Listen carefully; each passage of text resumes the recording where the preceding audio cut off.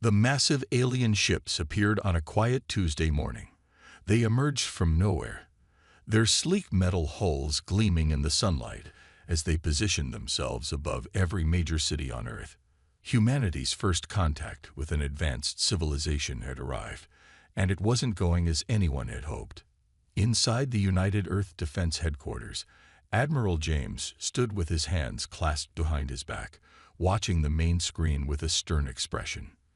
The alien vessel above Washington, D.C. was twice the size of an aircraft carrier, its surface smooth and flawless like polished chrome. "They're hailing us again, sir," reported the communications officer. Admiral James took a deep breath. "Put them through." The alien that appeared on screen called himself Lord Grey. His species looked almost human-like, except for their metallic skin and eyes that glowed with an inner light. The alien's mouth curved into what might have been a smile, but it didn't reach those glowing eyes. "Your weapons are quite amusing," Lord Grey said, his voice translated through their advanced systems. "We've been watching your military exercises. Projectile weapons. Missiles. How quaint." Admiral James felt his jaw tighten, but kept his voice steady. "Our weapons have served us well enough." "Have they?" Lord Grey raised what appeared to be an eyebrow. "Allow me to demonstrate real weapons technology." The screen split to show a small alien ship approaching one of Earth's obsolete satellite defense platforms. A beam of pure energy lanced out from the alien vessel, and the satellite simply ceased to exist. No explosion, no debris, just gone. The room fell silent.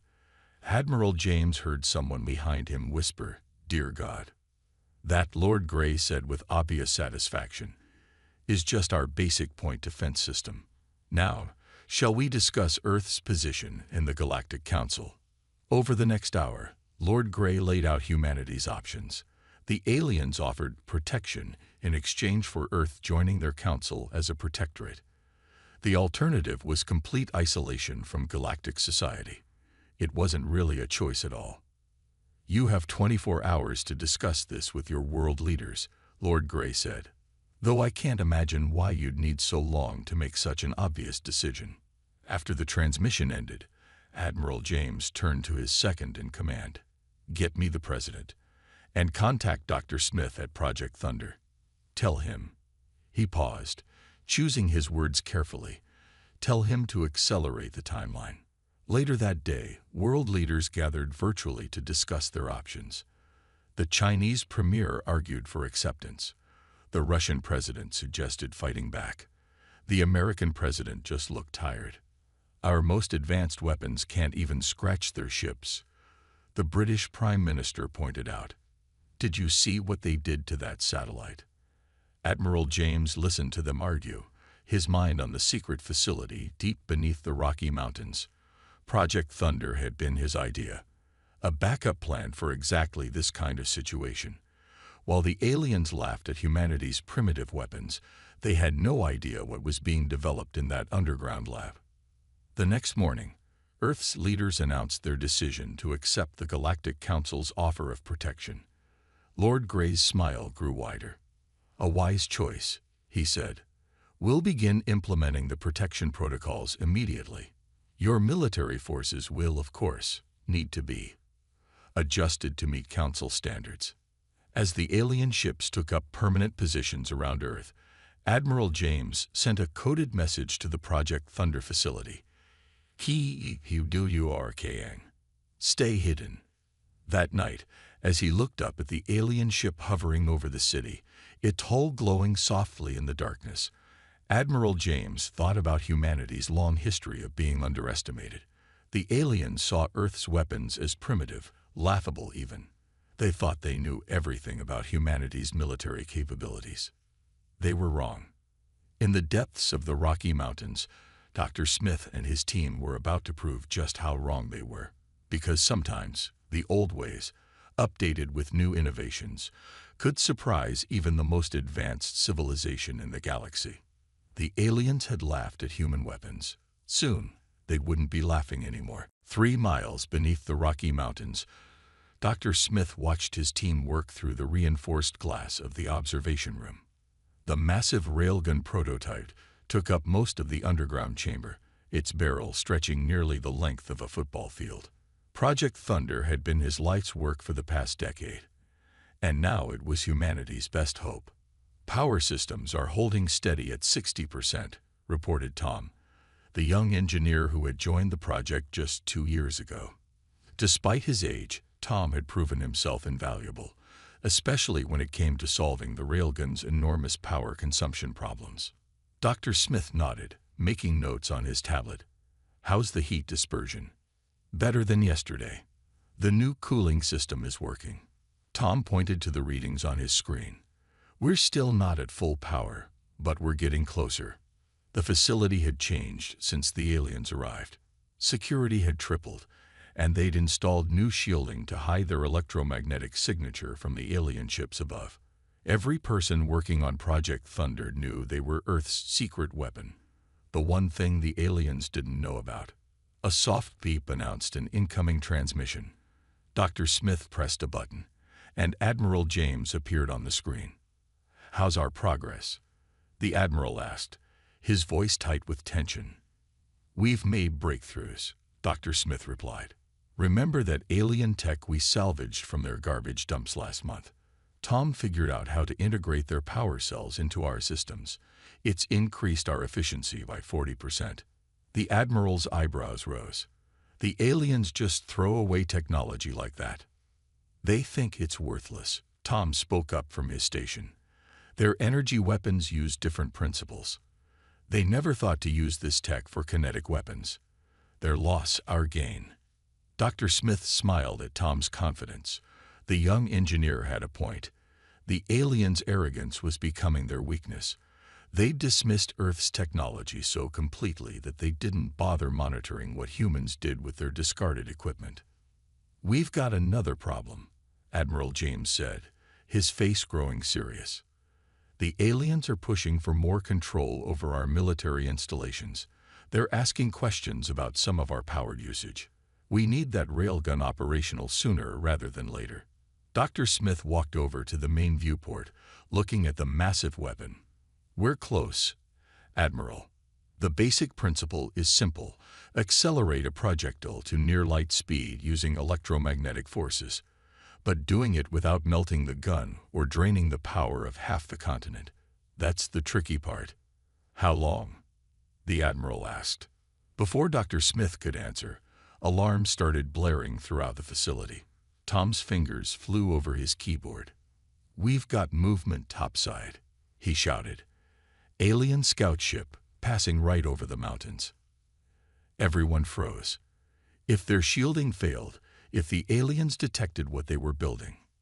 Seconds ticked by like hours. Finally, the alarms stopped. "They're moving on," Tom reported, relief clear in his voice. "Shielding held. They didn't see us." Dr. Smith let out a breath he hadn't realized he was holding. That was too close. He turned back to the Admiral's image. "Give us 2 more weeks. We'll have something ready to test by then." The Admiral nodded. 2 weeks. Make them count." The screen went dark. Dr. Smith turned to his team, who were all watching him expectantly. "All right, people. New schedule. We work in shifts, 24 hours a day. Tom, I want you focused on the power integration. The rest of you, double-check every calculation, every component. We get one shot at this." As his team rushed to their stations with renewed purpose, Dr. Smith looked again at the railgun. The aliens thought human weapons were primitive, a joke. They had no idea that humans had taken their primitive concepts and pushed them to theoretical limits. In 2 weeks, they would have a weapon capable of launching a projectile at speeds the aliens thought impossible for primitive technology. In 2 weeks, they would show the galaxy that sometimes the old ways were the best ways, especially when improved with a healthy dose of human ingenuity and a bit of stolen alien tech. The real joke would be on the aliens, and no one would be laughing then. The first attack came without warning. Space pirates, the Galactic Council claimed, had destroyed 3 cargo ships near Jupiter's orbit. Admiral James watched the security footage with growing anger. The pirates used the same ships and weapons as the Council's fleet. Another attack, sir, his aide reported, placing a tablet on his desk. This time they hit a mining station near Mars. 20 people dead. Admiral James clenched his fists. The Council's ships, supposedly protecting Earth's space, had been nowhere to be found during either attack. Their excuses were getting thinner by the day. Lord Grey is requesting to speak with you, the aide added quietly. The alien leader appeared on screen, his metallic face showing what passed for concern. Such unfortunate events, he said smoothly. If only Earth had better defenses. Of course, your primitive weapons would be useless against these pirates. Funny how these pirates know exactly when and where to strike. Admiral James replied, keeping his voice level, almost like they're being told. Lord Grey's glowing eyes narrowed slightly. Are you suggesting something, Admiral? Just noting a pattern. Like how your protection ships are never around when we need them. The alien leader's face hardened. Perhaps if Earth contributed more resources to the Council, we could provide better protection. Your planet's mineral wealth sits largely untapped.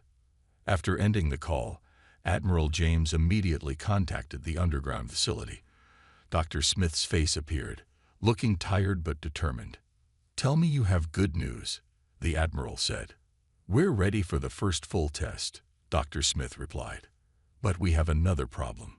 The aliens are setting up some kind of scanning array in orbit. If they activate it before we're done, they'll find the facility. Admiral James finished. How long do you need? 24 hours. We've got the railgun powered up to 70%. Tom thinks he can push it to 90. A warning light flashed on the Admiral's desk. Another attack, this time on a civilian transport near Venus. The death toll was rising, and Earth's conventional weapons remained useless against the pirates' shields. In the Rocky Mountain facility, Tom worked frantically at his station. The railgun hummed with power, its massive barrel gleaming under the industrial lights. They'd manufactured special projectiles using a mix of earth metals and salvaged alien materials. Each one cost more than a fighter jet. But if they worked, power fluctuation in Sector 7. Someone shouted. Reroute through the backup systems, Dr. Smith ordered. Tom, how are we looking? 85% power and holding, Tom reported. The alien power cells are performing better than expected. We can do this. Above ground, more alien ships arrived daily. They called themselves protectors, but their actions told a different story. They restricted Earth's space travel, controlled trade, and demanded increasing amounts of resources. The pirate attacks continued, always targeting vital installations or ships carrying valuable cargo. Admiral James received reports from other military leaders around the world. The Russians had noticed alien ships scanning their territory. The Chinese reported unusual energy readings from the ships above their cities. Everyone knew something big was coming. In a secure conference room, Earth's military leaders met secretly. They're preparing for something, the Russian general said. These pirates, the scanning arrays, the increased demands for resources. They're softening us up. Admiral James agreed, making us desperate for their protection while weakening our ability to resist. What can we do? Asked the Chinese admiral. Our weapons are useless against their shields. Admiral James thought of the railgun, nearly ready for testing. We keep playing along, he said. Let them think we're helpless. But get your forces ready. When the time comes, we'll show them what primitive weapons can really do. As the meeting ended, another alert came in. Pirates had struck again, this time destroying a research station. The death toll was mounting, and Earth's patience was running out. In the mountain facility, the railgun's power levels hit 87%. Soon, very soon, humanity would demonstrate that sometimes the simplest weapons were the deadliest. The aliens' laughter was about to stick in their throats. The underground testing chamber was dead silent. Dr. Smith stood at the main control panel, his hands hovering over the activation sequence. Behind him, Tom monitored the power levels while dozens of engineers and technicians watched from their stations. This was the moment they had all worked for. "Final systems check," Dr. Smith announced, his voice echoing in the massive chamber. "Power systems. 95% and stable," Tom reported, surprise evident in his voice. "The alien power cells are performing beyond expectations.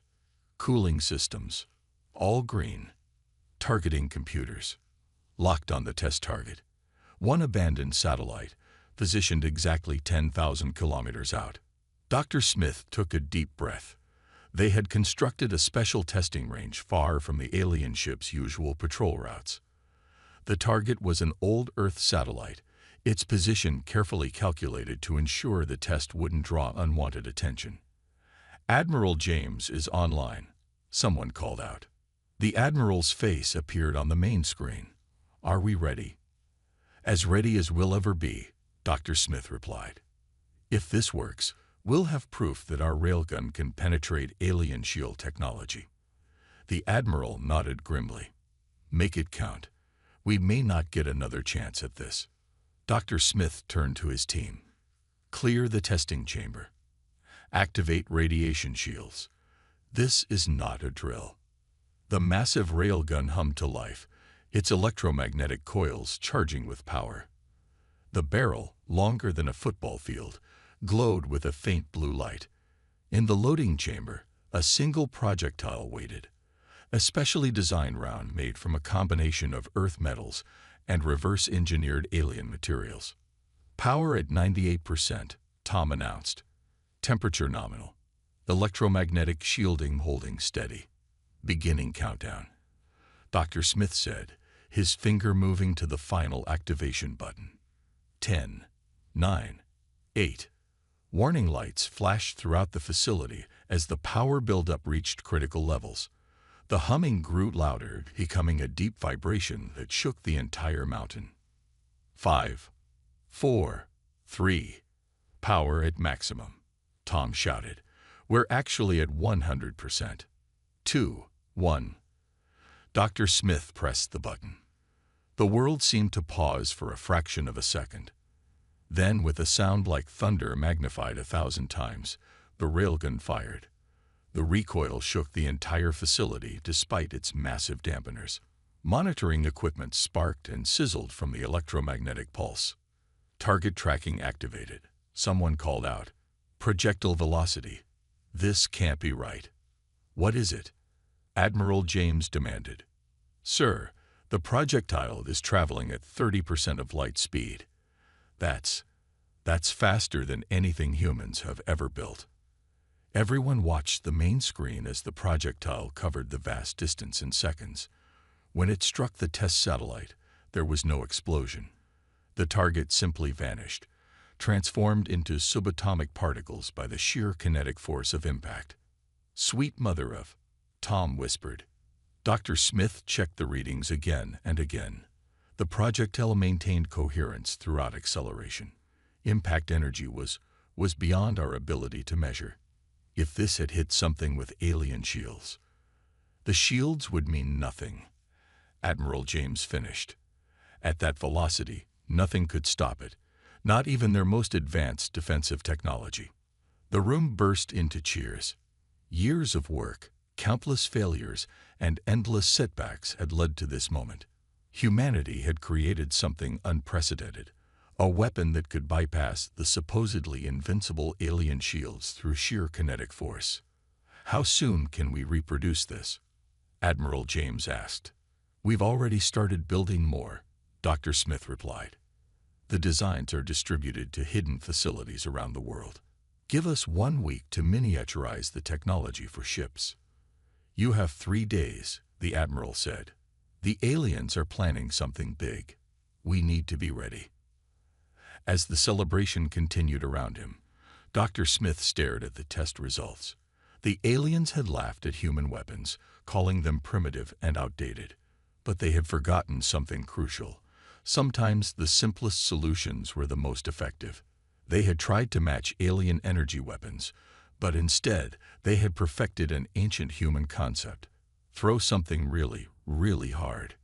And soon, no one would be laughing at human weapons ever again. The massive hologram of Lord Grey flickered above every major city on Earth.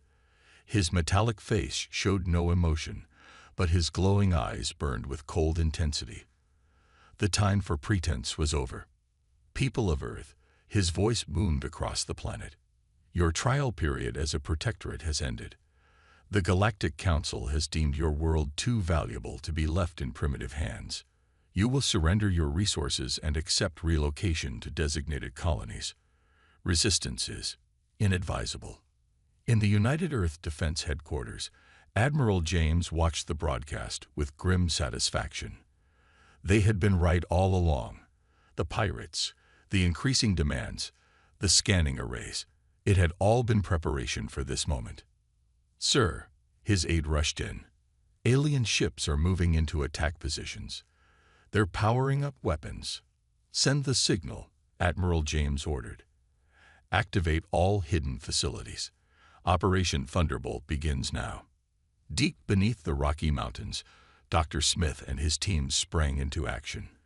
The main railgun powered up, joined by dozens of smaller versions they had built and hidden around the world.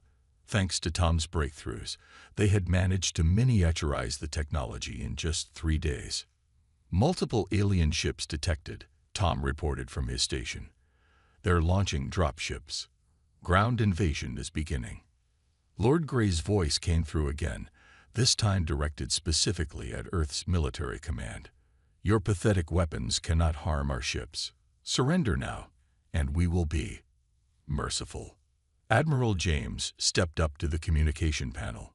You know, Lord Grey, you really should have paid more attention to those primitive weapons you laughed at. What are you? The Admiral cut him off with a gesture. Dr. Smith, demonstrate our primitiveness. In the mountain facility, Dr. Smith gave the command. All railgun batteries, fire at will. The first shot came from the Rocky Mountains facility. The massive railgun fired its projectile at 30% light speed, aimed directly at one of the alien capital ships. The aliens, so confident in their shields, didn't even try to dodge. The projectile struck the alien ship dead center. For a moment, nothing seemed to happen. Then, like a paper model caught in a blowtorch, the mighty vessel simply ceased to exist. The kinetic energy of the impact had turned it into scattered atoms. Impossible. Lord Grey's voice cracked with shock. Your weapons are primitive. They cannot. Another shot, this time from a hidden facility in the Ural Mountains. Another alien ship vanished. Then one from the Andes, the Himalayas, the Alps. You see, Lord Grey, Admiral James said calmly, while you were busy laughing at our primitive weapons, we were improving them. Sometimes the old ways just need a little updating.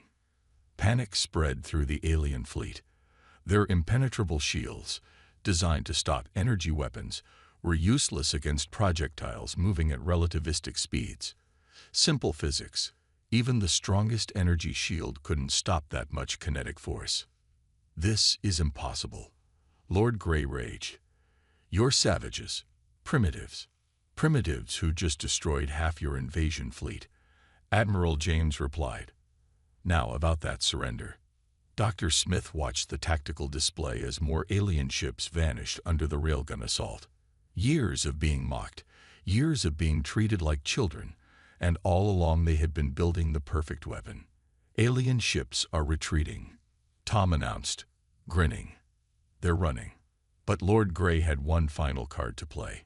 His flagship, larger than all the others, moved into position above New York City. If we cannot have Earth's resources, then nobody. His threat was cut short as 3 railgun shots hit his ship simultaneously. The massive vessel disappeared in a flash of light, taking its commander with it. In the aftermath, Admiral James addressed his command staff.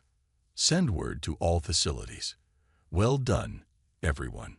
Today we showed the galaxy that humanity won't be pushed around. And we did it with our primitive, laughable weapons. Dr. Smith looked at his team, pride evident on his face.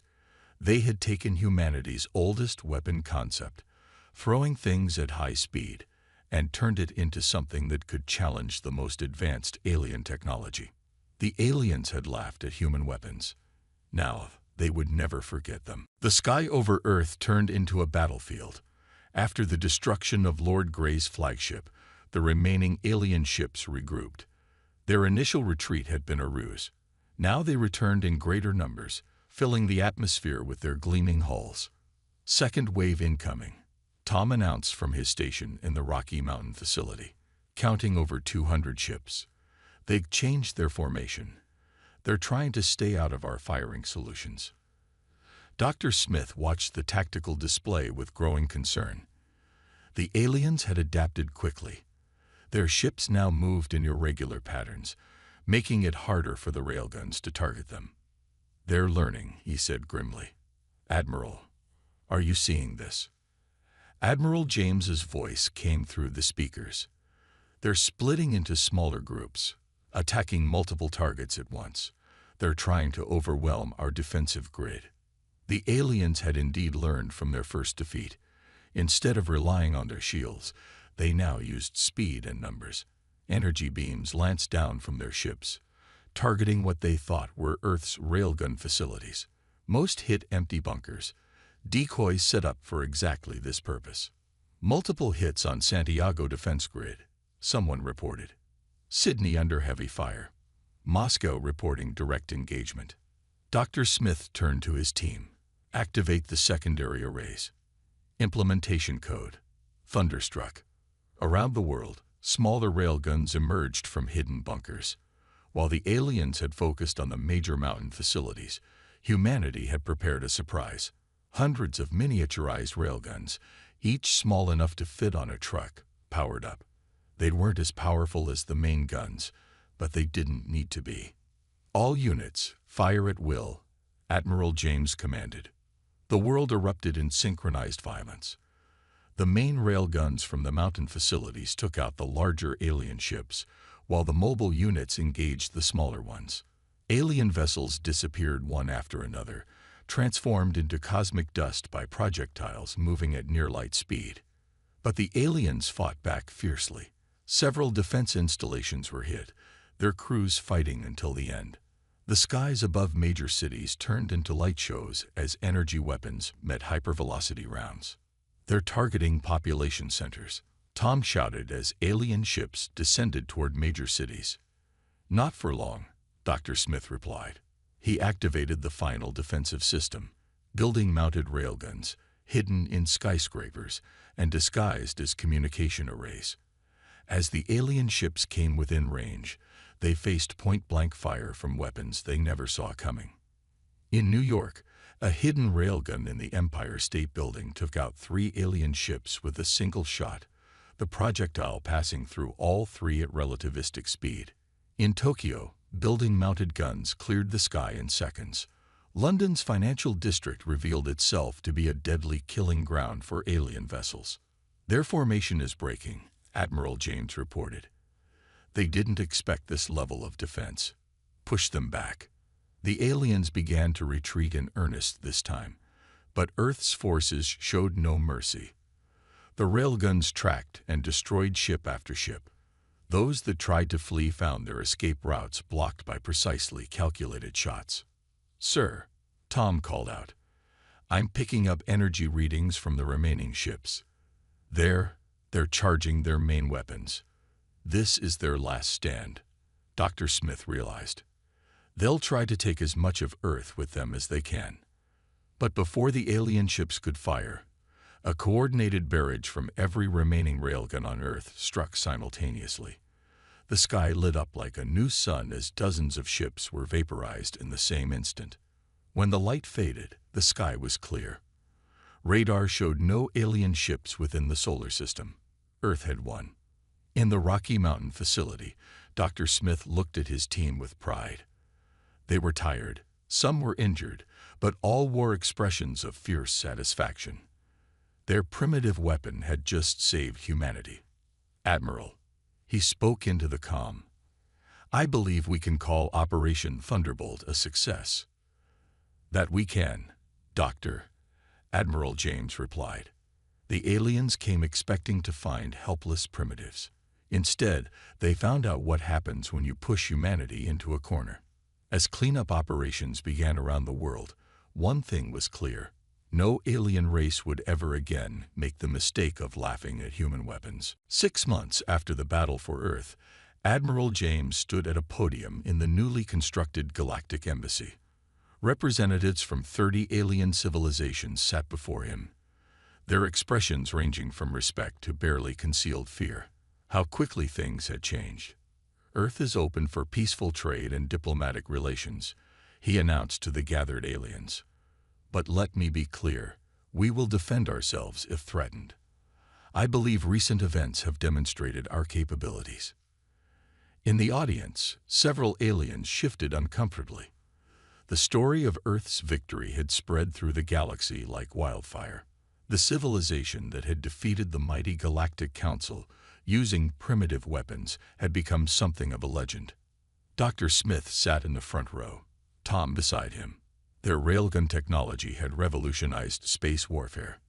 The old council had collapsed after Earth's victory, its remaining members scrambling to establish friendly relations with humanity. The humans did what with magnets? One alien whispered to another. They threw metal very fast. The other replied, very, very fast.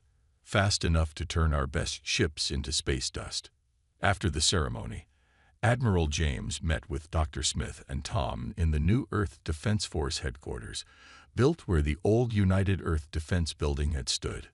The trading agreements are signed, the Admiral said, looking at a holographic display showing Earth's new defensive network. 7 alien civilizations want to buy our railgun technology. Are we selling? Tom asked, curious. Dr. Smith shook his head. We're sharing older versions, nothing close to our current capabilities. The Mark I railguns are impressive enough to satisfy them, while our Mark Vs remain classified. The latest railguns were truly extraordinary. Using lessons learned from the battle, they had improved the technology far beyond its original specifications. The new models could fire multiple rounds per minute, with even greater velocity and accuracy. We're getting interesting trade offers, Admiral James continued. Advanced medical technology, FTL drive systems, even gravity manipulation devices. Turns out our primitive approach to physics has applications they never considered. Through the window, they could see construction crews building Earth's first space elevator. Alien technology combined with human innovation was transforming their world. Ships from dozens of civilizations now visited Earth regularly. Though all of them carefully followed the new traffic regulations, no one wanted to trigger the automated defense systems. The mining colonies on Mars are expanding, Tom reported, pulling up another hologram. The aliens are amazed at how we've adapted railgun technology for mining operations. Turns out, throwing things really fast is useful for more than just defense.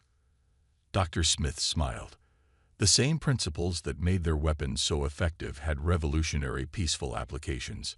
They were using miniaturized railguns for everything from space launch systems to mineral extraction. Any word from the remnants of the council? He asked. Still hiding in the outer regions, Admiral James replied. But they're not a threat anymore. Our reputation keeps most troublemakers away. Funny how being known as the species that perfected throwing rocks makes others think twice about causing problems. A notification appeared on the main screen. Another alien delegation had arrived, this time from a civilization on the galaxy's outer rim. They were especially interested in trading with Earth, having heard about the humans who had turned basic physics into an art form. You know what the best part is, Tom said, grinning. They're still underestimating us. They think the railguns were our biggest breakthrough. Wait until they see what else we've been working on. In a new facility, even deeper under the Rocky Mountains, teams of human scientists worked with alien allies on projects that would have seemed impossible a year ago. They had learned an important lesson. There was no such thing as primitive technology, only primitive thinking. To the future, Admiral James raised his coffee cup. May we keep surprising the galaxy. To the future, Dr. Smith And Tom echoed. Above them, Earth's defense satellites tracked hundreds of peaceful trading vessels coming and going. Each one passed by the Railgun platforms respectfully, a constant reminder that humanity had earned its place among the stars. No one was laughing at human weapons anymore. Instead, they were learning that underestimating humanity was the last mistake any civilization should make.